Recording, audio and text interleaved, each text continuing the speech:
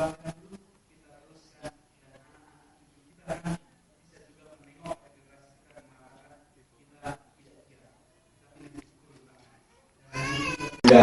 iya, lumayan mahal.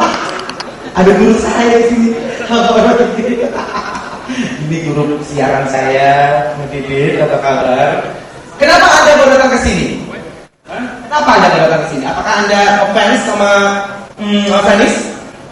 Kuliah lagi. Oh, udah kayak kuliah lagi. Kenapa? Ada hal yang lain itu? Orang seperti dia harus didukung. Seluruh yang didukung lagi. Kita didukung, mau pengen tahu lagi. Tepuk tangan dong untuk Mas Didit di sini. Ya, kalah itu si JR kalah. Jadi Mas Anies di sini luar biasa ketubuhnya, atau dia pengen nonton, dia pengen tahu tentang dan yang pengen mengadili Anies Baswedan itu banyak banget. Tepuk tangan untuk Anda semuanya. Baik, kalau begitu kita langsung, ada yang mau nyanyi? Sudah ada? Siap-siap? Nah, ini dia wajahnya. Mas banget. Beneran penyanyi? Are you serious? Oke, siap-siap Mas. Sini ya, Mas. Sini Mas. Beneran nih. Cerita, aku punya cerita tentang Indonesia. Dengarlah kawanku, dengarlah saudaraku, mari kita menyatu dengan alunan lagu. Karena sekelilingmu, lihat sekitarmu, banyak pemandangannya membuat kita jemu. Sadarkan kawan, sikap ulun hangat, mari kita bereskan, kita turun tangan. Jangan pernah mendiamkan, karena Indonesia milik kita semua. Buat perubahan untuk Indonesia semua.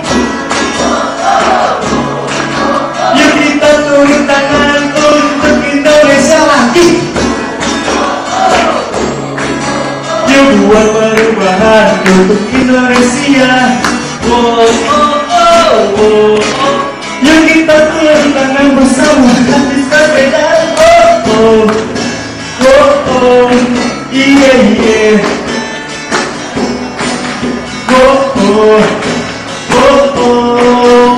Iya.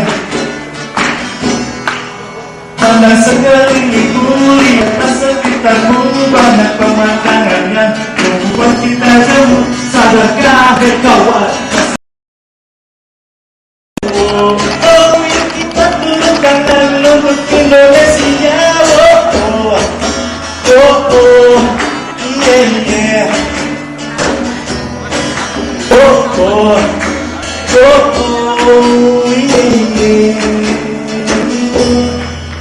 Yuk kita turun tangan, yuk buat perubahan. Yuk kita turun tangan untuk Indonesia.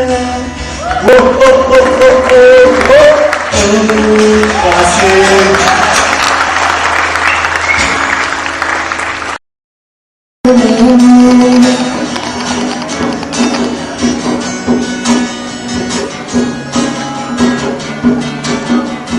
Biar saja tak seharu bunga mawar, tapi selalu mencoba untuk mengharumkanmu. Biar saja tak seenok langit sore, tapi selalu mencoba untuk mengindahkanmu. Ku bertahun-tahun demi kebenaran bangsa, ku bertahun-tahun demi kebenaran. Semua pahlawan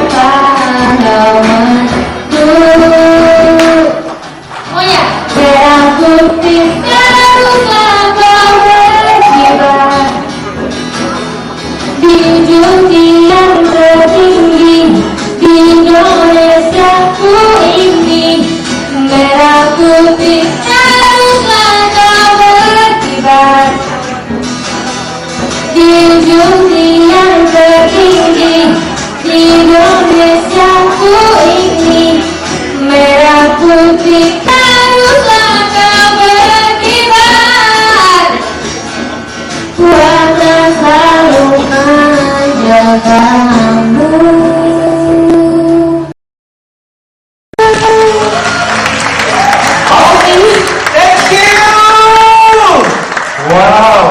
Kirain tadi cuma satu penyanyi, kira ternyata tambah. Ini katanya gara-gara B katanya.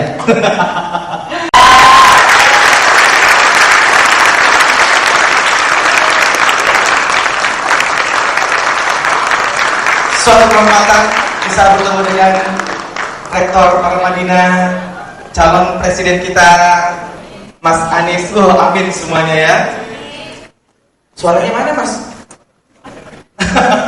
Ya Anies, saya orang benar-benar di luar dari ini semua. Saya tidak termasuk di dalam partai Demokrat juga.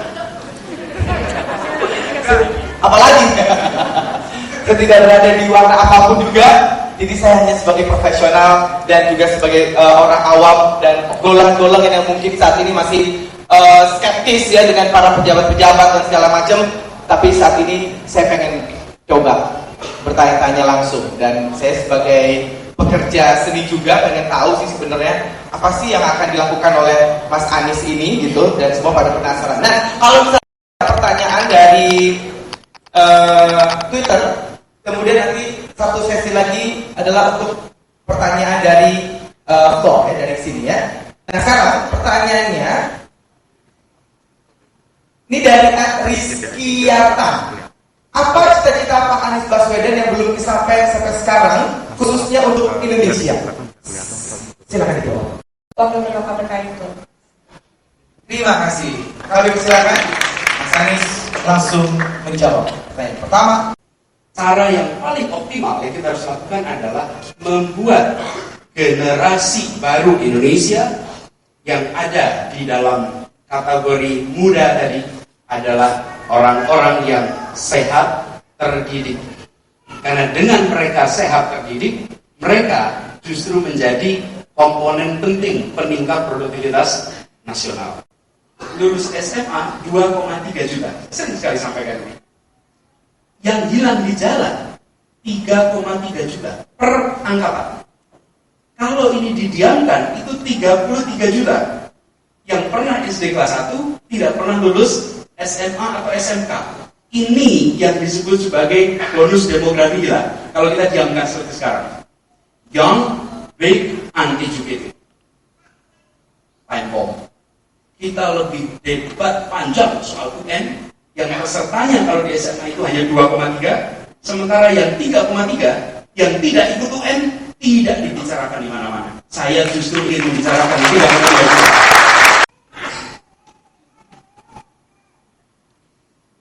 Yang kedua, masalah saintis muda. Saintis kita. Saintis muda. Saya melihat, kalau tadi Anda menyebutkan bekerja sama dengan pemerintah, asumsinya hanya pemerintah. Kalau menurut saya malah tidak. Menurut saya justru kita harus mendorong private sector kita untuk mau menjadi penyelenggara kegiatan-kegiatan riset di Indonesia. Dengan begitu, kita bisa mengundang anak-anak Indonesia terbaik yang hari ini parkir di berbagai belahan dunia untuk pulang. Kenapa? Karena private sector kita siap untuk menampung mereka. Jadi, kalau kita hanya mengundang mereka lewat government saja, pemerintah saja, bisa effortnya kurang.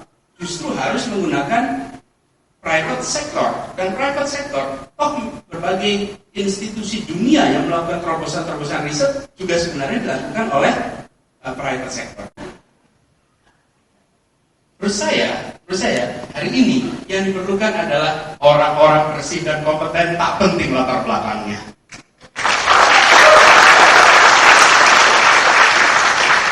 Bisa latar belakangnya dokter gigi, bisa latar belakangnya insinyur, bisa latar belakangnya dosen, bisa latar belakangnya peneliti, bisa latar belakangnya bervariasi. Artis. Kita tunggu Indra 2019. Ya, jadi bisa. Jadi menurut saya justru jangan ada seakan-akan ini sebuah profesi yang steril. Republik ini justru membutuhkan orang-orang intelektual, terdidik, berintegritas, mau turun tangan menyelesaikan masalah negara. Dan jangan lupakan, bendera merah putih kita berdiri kenapa? Karena kaum intelektual mau berjuang melawan kolonialisme. Partai Konvensi Bapak saat ini kan masuk 5 besar terkorup. Apa action Bapak untuk mengurangi hal tersebut? Apa? Partai preferensi Bapak saat ini termasuk 5 besar terkorup. Apa action Bapak ya untuk mengurangi hal tersebut? Mengurangi korupsi. Ya. Hilangkan kalau perlu Pak. Jadi partainya 5 besar terkorup. Saya rasa hari ini ada 12 partai besar korupsi. Semua partai Indonesia hari ini terkena yang namanya korupsi. Dan kalau kita tarik keluar itu, kita masuk ke pemerintahan, kementerian mana yang bebas korupsi. Kita tarik lagi ke private sector, maka di private sector minoritas perusahaan yang bebas korupsi. Praktek korupsi di Indonesia hari ini adalah wajah kita hari ini. Wajah kita hari ini. Ketidakjujuran adalah pemandangan di mana-mana. Bahkan beberapa waktu yang lalu berapa hari yang lalu di Bandung ada yang sempat tanya, Pak Anies, kenapa para petinggi-petinggi itu selalu suka mencuri uang rakyat? Siap tidak jadi pemimpin yang tidak mencuri uang rakyat?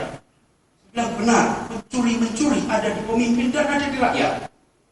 Kita semua mengalami. Saya tantang Anda hari Jumat besok beli sepatu jam 10 pagi, lalu pakai sepatu itu Jumatan dengan sepatu barunya.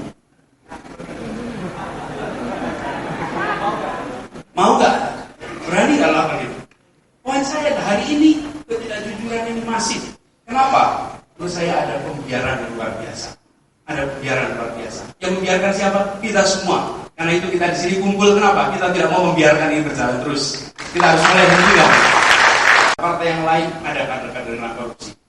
Tapi konvensinya adalah proses benar untuk mencalonkan seorang presiden. Seseorang melewati fase dinilai, dilihat track recordnya, dilihat apa yang sudah dikerjakannya, dilihat pikiran-pikirannya, lalu dipilah dan dipilih, baru dia menjadi calon presiden. Konvensi membuat proses pencalonan presiden bukan proses yang misterius dan dadakan. Pencalonan presiden prosesnya, termasuk saya di sini, diadili pula. Ditanyai, dan di mana-mana ditanyai. Menurut saya konvensi ini, proses ini seharusnya dilakukan oleh semua partai politik di Indonesia. Sehingga rakyat punya hak untuk menentukan siapa yang menjadi calonnya.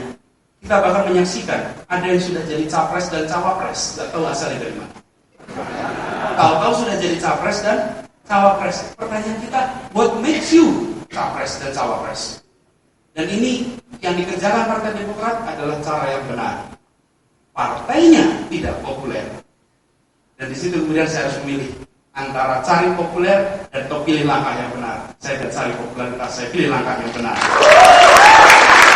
Pernah bekerja di US dan Indonesia terkesan lemah sama USA. Apa yang membuat Anies tidak tunduk sama USA?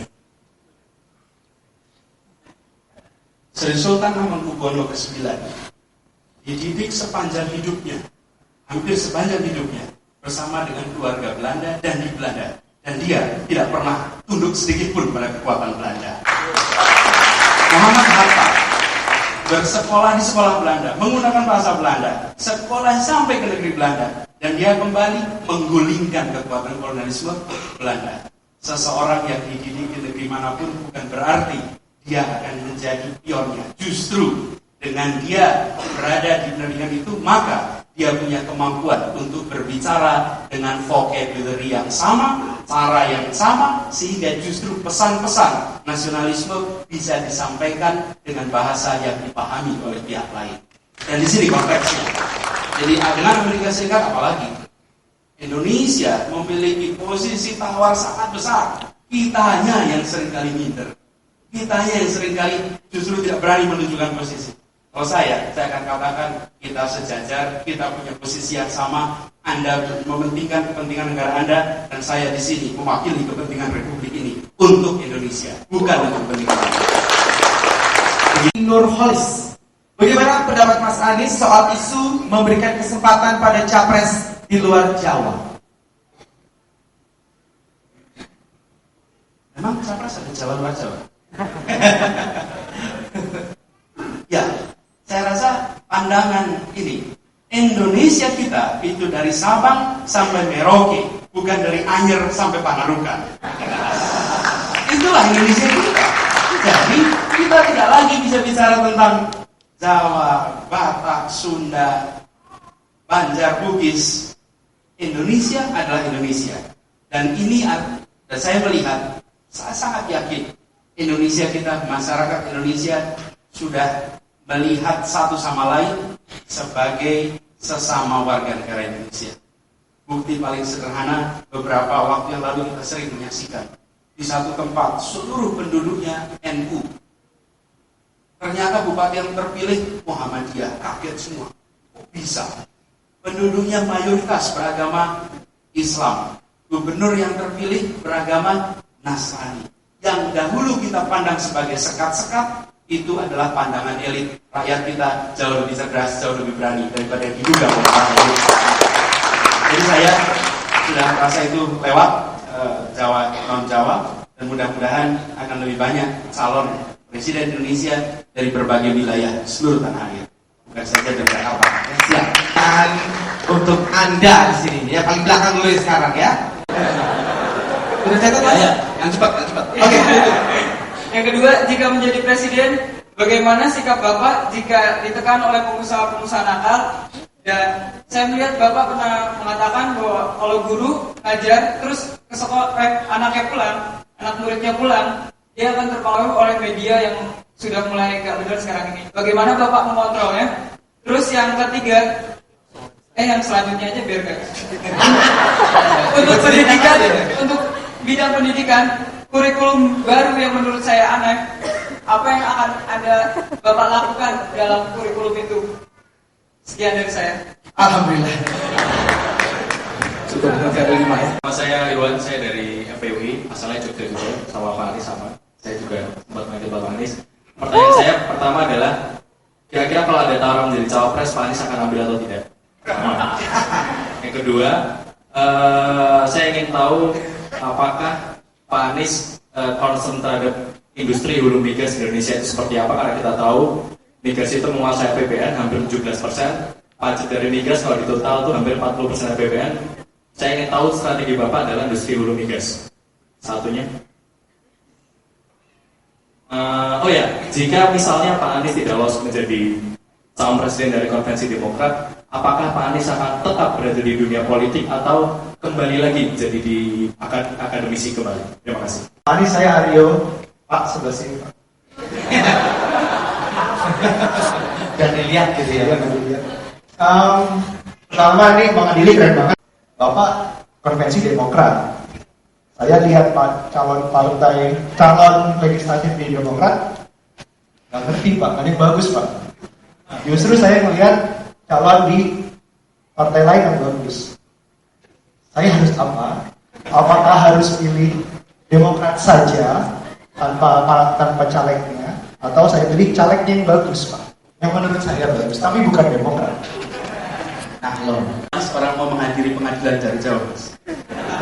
Biasanya dekat-dekat aja. Pertama soal apakah akan memilih orang-orang politik atau ahli. Asumsinya kalau politik tidak ahli, dan asumsinya lagi kalau ahli tidak politik. Saya akan pilih orang yang bersih dan kompeten. Bisa politik, bisa non politik, tapi ahli, orang yang bersih dan kompeten. Saya kuncinya di situ. Karena ada juga orang-orang yang ahli dan berada di bidang politik. Ada satu orang teman sangat menguasai bidang energi migas karena apa? Dia sudah berkarir belasan tahun di industri perminyakan. Lalu dia sudah cukup dengan semuanya. Saya sekarang kalau mau memikirkan soal negeri. Karena seperti ini punya kompetensi dan dia sudah tidak butuh rupiah lagi. Dia sudah cukup. Ini contoh. Jadi menurut saya nggak usah repot-repot. Kalau Anda ditekan, katakan saja Anda mau nekan sama pemerintah. Saya bisa tekan balik ya. Menurut saya kita yang menjadi pemerintah ini jangan disandra dengan pandangan bahwa termasuk disandra oleh siapapun. Bergeraklah dengan kebijakan policy yang ada, dengan landasan konstitusi, dan hadapi siapa saja yang berusaha untuk mengubah Anda dari jalur-jalur konstitusional apapun itu. Jadi termasuk pada usaha. Mungkin ada maksud begini, sudah membantu, sudah mendukung dan lain-lain. Ya. Nanti kemudian sesudah itu dimintai balik. Karena itu caranya untuk bisa terbebas dari tekanan-tekanan seperti itu adalah dengan memperbanyak dukungan relawan-relawan yang bekerja tidak berdasarkan bayaran rupiah, tapi berdasarkan kepercayaan. Pesan saya bisa dibaca. Maaf, mungkin bisa diulang lagi tadi yang oke. Yang pertama dulu hilir saya mas. Pantas nggak kebaca mas.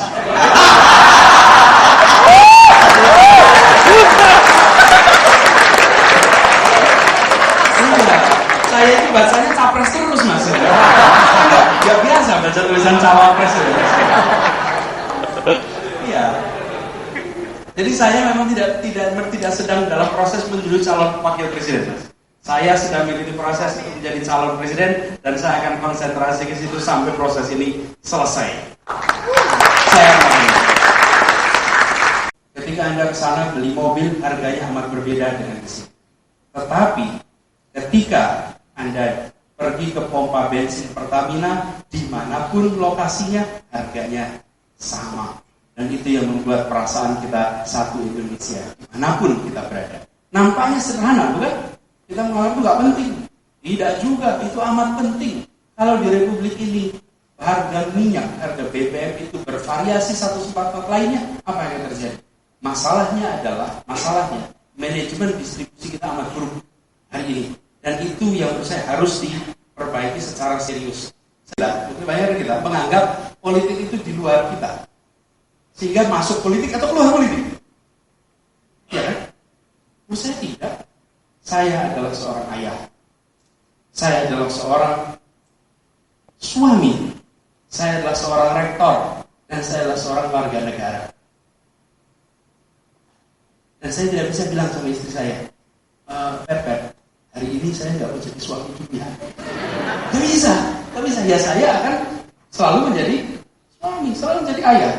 Dan hari ini saya sedang berwarga negara. Saya sedang menggunakan hak saya sebagai warga negara untuk mencalonkan diri mengurus politik. Jadi, buat saya politik itu bukan sesuatu yang masuk keluar, tidak. Kita semua akan selalu menjadi warga negara. Dan jadi warga negara kita bisa memainkan peran. Bisa secara aktif. Secara aktif bisa juga kita berpartisipasi di luar struktur. Nah, saya pilih untuk terlibat. Setelah selesai proses ini, saya yakin, insya Allah saya tidak perlu kembali ke kampus karena bisa terpilih menjadi calon presiden. Mas Aryo, ini gimana? Ini masalah Anda berat betul, Mas. Berat betul. Mau pilih dari Demokrat atau pilih dari luar Demokrat. Saya selalu mengatakan, saya selalu menganjurkan bahwa kita harus memilih orang yang baik. Dan orang baik itu kriteria saya 2 saja, Mas. Kalau cari yang sempurna, tak akan ketemu. Jadi jangan cari yang sempurna. Yang bersih dan kompeten, kira-kira itu. Lihat track recordnya. Sehingga ide memilih orang baik melampaui warna partai. Kita harus bicara warnanya merah putih. Partainya bisa dari manapun. Karenanya menurut saya, Mas Aryo pilih orang yang baik, pilih orang yang kompeten, dan tak perlu pusingkan apakah dia dari Partai Demokrat, dari Partai PAN, dari Golkar, di PDIP, bukan warna partainya, kompetensi orangnya dan bersih atau tidak. Kita selalu mendorong orang yang, menurut saya kita harus terus mendorong orang baik, ya, dari manapun juga.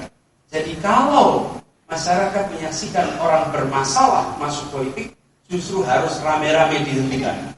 Ini kita ini terbalik, Mas. Biasanya rame-rame menghentikan orang yang tak bermasalah. Tak bermasalah. Kalau Anda tak bermasalah masuk politik, semua orang mempermasalahkan. Kok masuk politik? Tapi kalau orang bermasalah masuk politik, semuanya mendiamkan. Republik tidak akan berubah kalau orang-orang baik justru malah menjauhi politik. Jadi, bagi masyarakat Indonesia akan jauh lebih untung apabila kita memiliki calon-calon yang baik. Pak Jokowi adalah orang baik. Beliau pilih turun tangan dan kita harus, saya dari awal katakan, saya berharap Pak Jokowi nanti menjadi calon presiden. Kenapa? Karena kita kemudian memiliki calon-calon orang-orang yang baik. Siapapun yang kita pilih, Republik Indonesia akan diuntungkan.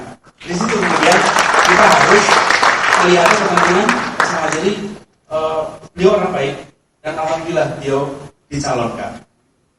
Begitu, Pak. Luar biasa. Saya merinding deh dari apa jawabannya. Bukan yang lebih membuat Iya, pertanyaannya ini serius banget, Mas. Aduh, ini berat ya. Saya dengar Mas belum pernah pacaran sampai akhirnya melamar Mbak Ferry Farhati. Apa betul? Waduh, istri ada di ruangan ini. Gini, ya saya katakan nih, saya alhamdulillah waktu itu tidak punya pacaran. Coba kalau saya pacaran, coba karena dulu nggak terbayang Mas akan diadili begini. Coba kalau ada, pada datang itu dari Jogja. Berat betul. Coba bayangkan, di belakang masih ternyain, Mas dulu kan begini, kok tinggalkan aku. Untuk tanpa diduga, karena itu lagi-lagi ingatlah masa depan Anda atas kelakuan kita hari ini. Ingat. Pacaran ya sekali aja, pacarannya dengan kita sekarang menjadi bekas pacar. Oh, bisa terjawab berarti ya. Jadi belum pernah pacaran sama sekali sampai akhirnya bertemu dengan istri sekarang. Ya, dan kalau boleh ini, kalau boleh nyombong sedikit. Ya, Nyombong sedikit, sebetulnya bisa pacaran banyak. Bisa, kalau mau gitu.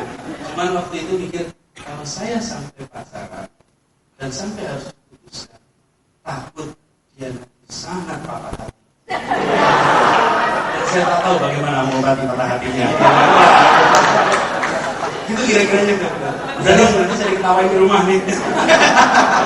Masanya bisa galau juga ya. Oh maaf, bukan. Dari Diantri Wiyanti, jika terpilih jadi presiden, bagaimana sikap Bapak terhadap rongrongan parpol mengingat Bapak menang melalui Partai Demokrat? Kalau saya bakal menang, partai merapat. Nggak merongrong. Menurut saya, partai politik itu seperti juga perilaku perusahaan, seperti juga perilaku kita semua. Mereka punya kepentingan dan mereka bisa diajak bicara. Saya ingin sampaikan ini. Menangkan pemilu dibutuhkan dukungan lebih dari 80 juta orang untuk memenangkan pemilu. Karena itu kampanyenya harus menjangkau seluruh masyarakat. Di antara pemilu ke pemilu berikutnya yang harus dikelola adalah para pengambil keputusan di DPR, para pembuat opini, media, itu yang harus dikelola. Yang dibutuhkan kalau untuk memenangkan pemilu adalah dukungan rakyat kebanyakan. Di antara pemilu yang dibutuhkan adalah dari para policy makers dan stakeholders di Jakarta. Mengecewakan, menghadapi orang-orang yang membantu, mendukung. Kalau sudah menjadi presiden, penyelenggara negara, maka konsentrasinya adalah memenuhi kewajiban konstitusional dan menjalankan semua cita-cita negara. Itu yang harus jadi konsentrasi, bukan memenuhi sekedar harapan orang-orang yang mendukungnya. Karena itu saya katakan, sering sekali saya katakan, jangan heran dan jangan harap jika satu saat bisa kecewa. Kecewa rutin kok. Artinya apa? Anda nggak pernah kecewa pada istri, suami, teman, kakak, adik. Sering juga kita kecewa. Poinnya adalah saya akan ambil keputusan berdasarkan apa yang menurut saya benar dan saya bisa bertanggung jawabkan. Termasuk tadi misalnya masuk arah Madinah yang kecewa, rektornya ikut konvensi. Gak masalah, memang saya tidak di sana untuk membahagiakan semua orang. Saya ambil keputusan yang menurut saya baik dan benar untuk apa? Untuk Indonesia kita. Jadi termasuk sebagai contoh aja yang paling konkret baru-baru ini. Kira-kira saya diajak konvensi sebuah partai, diminta untuk kampanye partai itu, saya jawab tidak, mengecewakan tidak? Mengecewakan. Saya kerjakan tidak? Saya kerjakan. Kenapa? Karena menurut saya itu yang benar yang harus dikerjakan. Jadi bukan hal yang aneh, tapi cara menyampaikannya, cara komunikasinya, di situ letak pentingnya ada komunikasi yang baik supaya tidak menghasilkan problem dan perpecahan. Ya, dan di luaran juga banyak yang tidak setuju. Kenapa? Mau menjalankan. Tapi apakah saya meninggalkan Parlemen? Tidak. Saya akan menjadi Presiden Republik Indonesia. Tetap di Jakarta, tetap di Indonesia, tetap membawahi Universitas Paramadina. Saya nggak jadi Presiden luar negeri, Mas. Saya nggak akan pergi kemana-mana. Saya tetap di sini. Tetapi yang akan dimainkan perannya berbeda. Bukan saja di kampus, tapi justru jauh lebih besar daripada kampus. Tapi bukan meninggalkan Indonesia. Saya rasa itu penting. Lalu ada proyek-proyek, program-program yang belum selesai. Sampai akhir periode saya pun akan ada yang belum selesai. Saya akan selesai periode tahun depan. 2015 itu periode saya berakhir. Pada saat periode saya berakhir, di situ akan ada kegiatan-kegiatan yang juga belum selesai. Tapi di sini pentingnya yang namanya regenerasi, persiapan kepemimpinan berikutnya, dan tugas seorang pemimpin bukan saja menjalankan roda organisasi, tapi juga menyiapkan regenerasi, dan itu penting. Sekaligus saya ingin mengirimkan pesan. Sebuah institusi akan amat bermasalah jika dia mengandalkan semata-mata pada figur puncaknya dan tidak membangun sistemnya. Ada Anies atau tidak Anies, Universitas Paramadina harus berjalan dengan baik, harus dikelola dengan baik, dan alhamdulillah sekarang terbukti berjalan seperti itu. Artinya sistemnya berfungsi. Itu ya jawabannya. Oke. Sama bahwa Islam itu rahmatan lil alamin. Karena itu kita harus hadir memberikan makna dan dirasakan sebagai sesuatu yang rahmatan, bukan menjadi masalah. Dan insya Allah kita harus jaga. Saya berpandangan seperti juga yang didorong di Paramadina adalah keislaman, keindonesiaan, dan kemodernan. Karena tiga inilah yang sebenarnya menjadi pilar kemajuan umat Islam di Indonesia, apalagi dibandingkan dengan banyak negara lain di dunia. Terima kasih, mohon doanya. Saya tadi disampaikan, misalkan dekatkan dengan ikhlas, Pak. Ya, terima kasih. Karena setahu saya Presiden tidak boleh rapat jabatan dengan rektor. Nanti dari saja atau rektor saja. Jadi, Jadi ketua partai, jadi kelihatannya boleh tuh. nggak takut nanti para mungkin penghuni kampusnya pergi ke kampus lain? Oh, enggak. Kalau itu selama kita bisa selfie sama-sama masih aman. Oke. Teman-teman mahasiswa juga atau kita foto sama-sama. Kalau dulu kan foto bareng, kita difotoin orang. Beberapa bulan ini sudah berubah. Langsung ya Pak. Sudah selfie. Alat saya yang berusaha selfie. Nah, ngomong-ngomong, Katanya ada yang maju juga ya.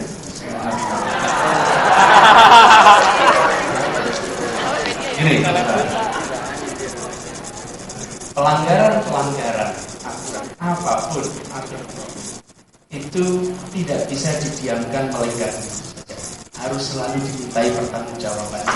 Jika kita membiarkan pelaku melanggar apapun, dan ini saya garis bawahi bukan hanya ke depan, saya justru Indonesia itu harus konsentrasinya ke depan, bukan hanya ke belakang.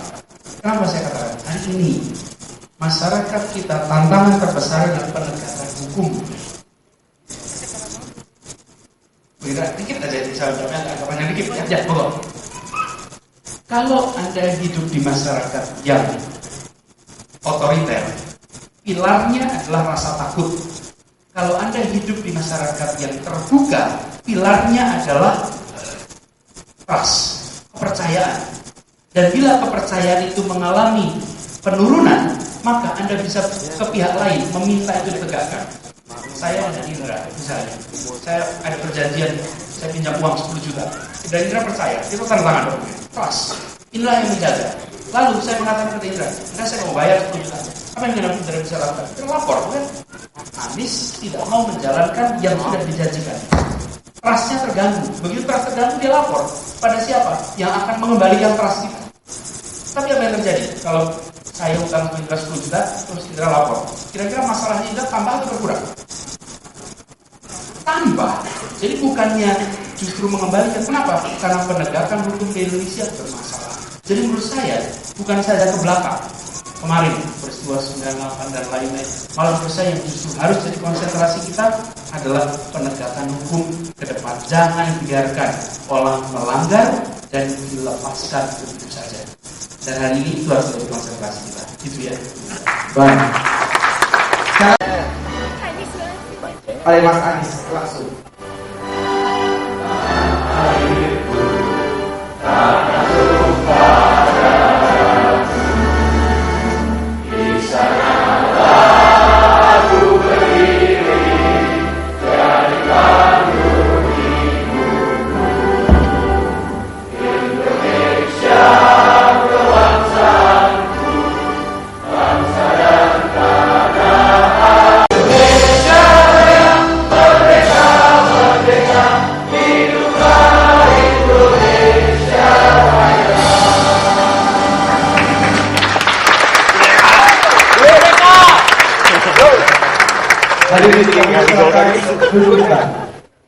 Kemudian baru kita titipkan kepercayaan pada mereka. Proses ini adalah proses modern. Dan kita alhamdulillah, we are making history here. Kita sedang berbicara semua yang kita sedang berbicara. Dan izinkan nanti lebih banyak yang melakukan ini. Buat saya pribadi, apakah nanti menjadi calon presiden, apakah menjadi presiden, apakah menjadi posisi apapun, tak penting. Yang penting adalah di posisi apapun memberikan makna untuk Indonesia kita. Dan itu juga yang saya ingin garis bawahi. Tetapi hari ini saya diberikan kesempatan. Ketika diberikan kesempatan maka saya akan tawarkan ide, tawarkan inisiatif, dan tawarkan cara berpikir, cara bergerak untuk Indonesia kita. Karena menurut saya Indonesia hari ini membutuhkan lebih dari sekedar program, lebih dari sekedar kegiatan-kegiatan. Begitu banyak hal sudah dipikirkan. Yang dibutuhkan Indonesia hari ini justru orang-orang yang mau mengeksekusi yang sudah dilaksanakan dan melakukan itu untuk mengurus negara, bukan menguras kekayaan negara. Assalamualaikum warahmatullahi wabarakatuh.